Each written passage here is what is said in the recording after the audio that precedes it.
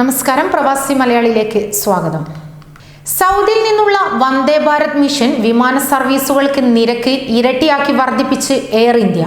ഈ മാസം 10 മുതൽ ആരംഭിക്കുന്ന രാജ്യത്തെ പ്രധാന വിമാനത്താവളത്തിൽ നിന്നും കേരളത്തിലേക്കുള്ള സർവീസുകൾക്കാണ് നിരക്ക് ഇരട്ടിയായി വർദ്ധിപ്പിച്ചത്.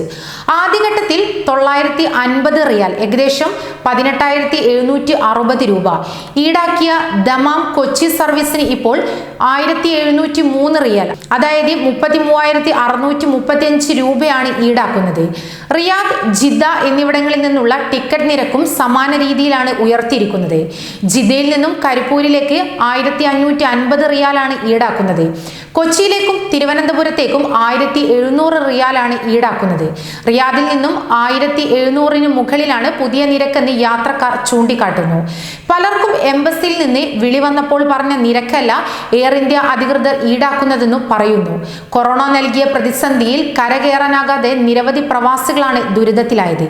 ഇത്തരം സാഹചര്യത്തിൽ പ്രവാസികളെ നാട്ടിലെത്തിക്കാനുള്ള വന്ദേ ഭാരത് മിഷനും അവരെ കൊള്ളയടിക്കുന്നതായി വ്യാപകമായി പരാതി ഉയരുന്നു. മിഷന്റെ 3ാം ഘട്ടത്തിലെ വിമാനങ്ങളിൽ യാത്ര ചെയ്യണമെങ്കിൽ ഇരട്ടി ചാർജ് കൊടുക്കണം എന്നതാണ് ലഭ്യമാകുന്ന വിവരം. റിയാദിൽ മണിക്കൂറുകൾ പൊരിവെയിലത്ത് ക്യൂ നിന്നാണ് യാത്രക്കാർക്ക് ടിക്കറ്റുകൾ നൽകുന്നത്. മണിക്കൂറുകൾ കാത്തിരുന്ന് വൈകിട്ട് 3 മണിയായപ്പോൾ പലരെയും മടക്കി അയക്കുകയും ചെയ്തു. നിശ്ചിത എണ്ണം യാത്രക്കാർക്ക് ടിക്കറ്റ് വാങ്ങാൻ സമയം നൽകുകയോ ഓൺലൈൻ വഴി പണമടയ്ക്കാൻ സംവിധാനം ഉണ്ടാക്കിയാൽ പോരെ എന്നും യാത്രക്കാർ ചോദിക്കുന്നു.